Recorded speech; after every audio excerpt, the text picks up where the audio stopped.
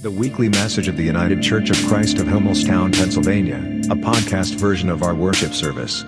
To learn more and listen to the rest of the worship, check us out online at hummelstownucc.org. Indeed, as I said during the children's moment, John got off easy based on the lectionary, because if we were Jewish, he'd be reading the entire book of Esther.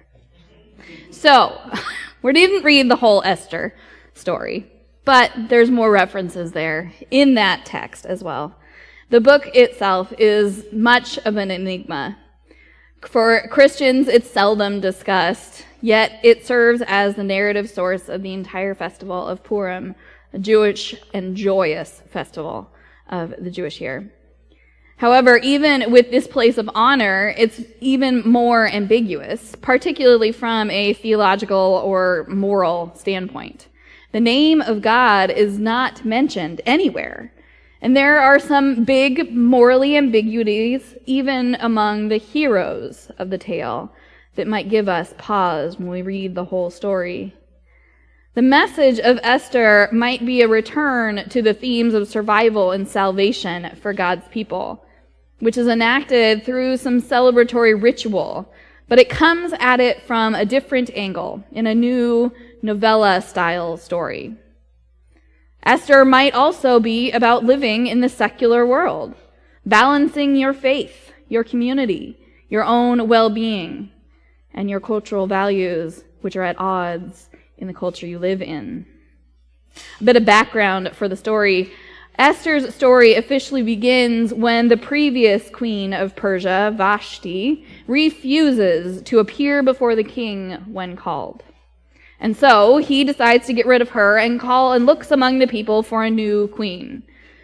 And at that beauty pageant, Esther is chosen. And in that moment, Esther's family member, Mordecai, who we heard at the last in our story, tells her to remain quiet about her Jewish faith out of fear of persecution. But once queen, Esther is then pulled further into layers of intrigue when the prototype for the bad guy, Haman, advisor to the king, enters the picture and plots against the Jewish people out of a personal vendetta annoyance with Mordecai, who refused to bow to him. What we can say about Esther is that its message is complicated by the reality that the majority of us, of most Christians in fact, have not grown up as minority religious tradition, but as the assumptive majority tradition in culture. And so who we identify with in this story can be even more complex. Do we identify with Esther because she finds a way to be bold and to work within the system? Do we identify with Mordecai, who can see his own freedoms affected by the governance of particular individuals? Or how about the king, or even Haman? All of these people, if we are honest, are parts of our experience. And if we are open enough to take stock of how we are used by the system, how we use the systems at play, and how we are victimized by them even when we are not fully aware, the powerful reality of Esther is particularly to the disadvantaged, the vulnerable classes of community, and can rather indirectly teach us lessons about maintaining community, whether religious or other types of identity-driven, in a non-dominant foreign territory. It's tricky, but it's terribly important. But also that while tricky, with courage, those who are subjugated can live productively in foreign land, even when those in power are not supportive, and that systems of power can be used to accomplish equality. And also that even when God remains hidden, unnamed, seemingly absent, we must look for the presence of God in favorable coincidence, in the bravery of leaders who step up when needed. More than anything, Esther resists becoming an easy moralizing tale. It forces readers and tellers and hearers to enter into a narrative that's not simple as a story, but living as an experiment for living into questions, testing, and deploying the power that God has entrusted to us. At the end, we have to wonder about the turnabouts in the layers of the story. From Vashti, who refuses to appear at banquet, to Esther, who puts on and appears at a banquet without being called, to the reversals of fortune, the interwoven experiences. This is a tale that's meant to show us what life is like when we're caught between hard places. So Esther invites the king and Haman to a banquet with her. And in gratitude, the king offers Esther an opening to share her identity. And Esther does, outs herself as Jew, but also weaves it so expertly into her petition that she catches the king between two of his own decrees. The one created and shared by Haman on behalf of the king to get rid of the Jewish community, and one of his own mouth to grant her anything she wishes. Knowing her power is limited, she finds a way to tie the powerful man's hands in unlimited ways. She could have been caught by her status as a wife and let her people pass. Or she could have made her case known and not had the trust of the king to do anything about it. But between her identities, she has the opening to act boldly, to speak with bravery, to help her people to live and to thrive. This is a pretty clean tale.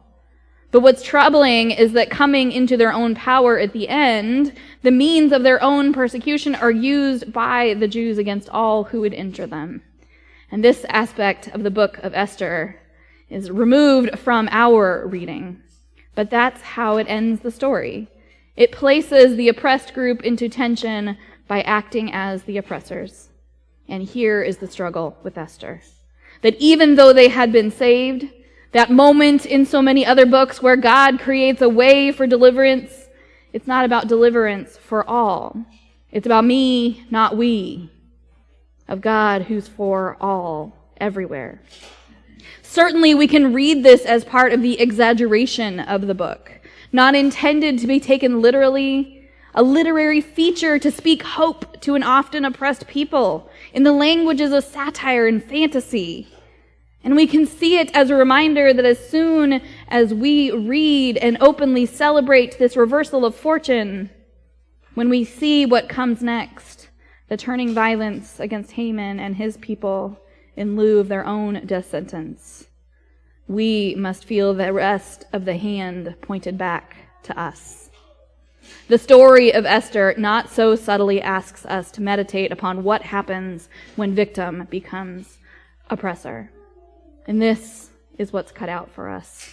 The answer to the power question. Unrestrained power can be dangerous, particularly when combined with some ignorance and discrimination, which is certainly true of the king in this passage, who plays dumb and has no ability to make his own decisions, yet has ultimate power.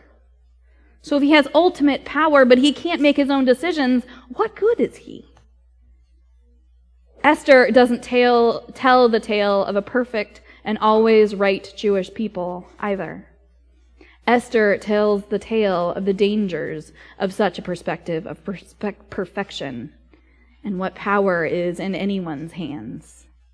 The king's absolute power, combined with that foolishness, that indecision, spells trouble for those on the margins. In this story, his subjects, his Jewish subjects. But for us, it isn't the royalty that speaks to absolute control, but anyone, a corporation, a rich individual, a political seeker that is seeking control. In our own day, it's not only political leaders, kings that hold the fate of whole peoples in their hands, but businesses, international agreements, economic, political, and social systems.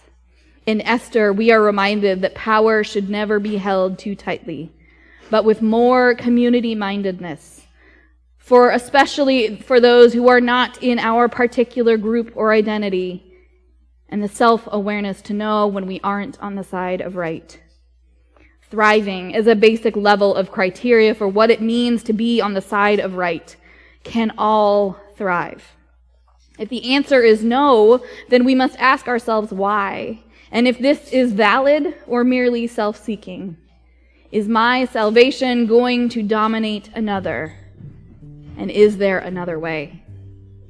The nature metaphors of our psalm, picked to sit well with Esther's story, invited us to see the trap of the hunter.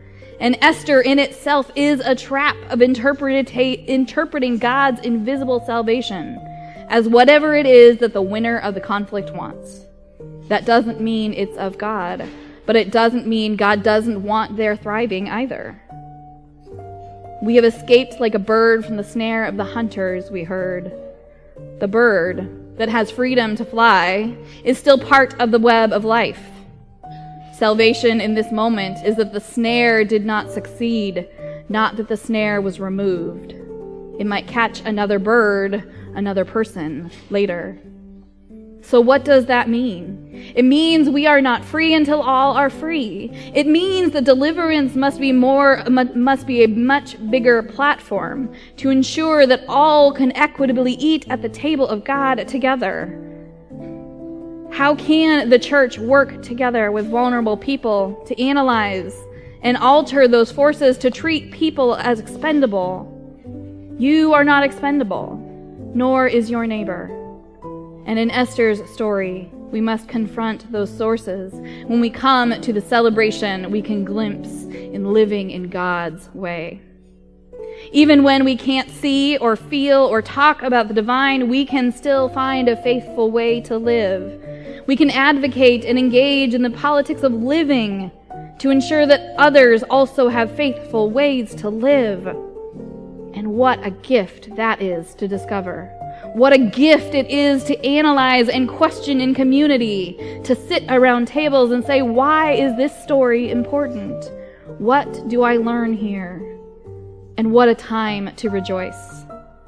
As our psalm ended with today, the snare is broken and we have escaped.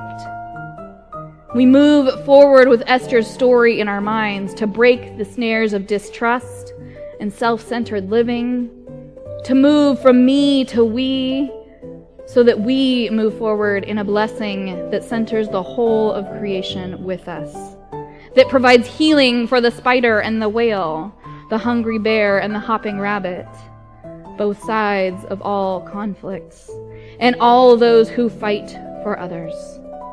Because all created and cared for and part of what can allow us to be God's grateful and generous people. That is the end, the breaking of the snare. Not just Esther's story end, but the end of strife, so that equity and love is the sound of the day. Amen.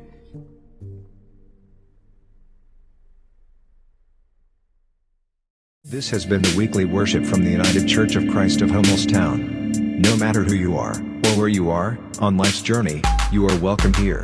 Join us online or in person, at 104 East Main Street in Hummelstown, Sundays at 10:30 a.m. Thank you for listening today. We look forward to your fellowship.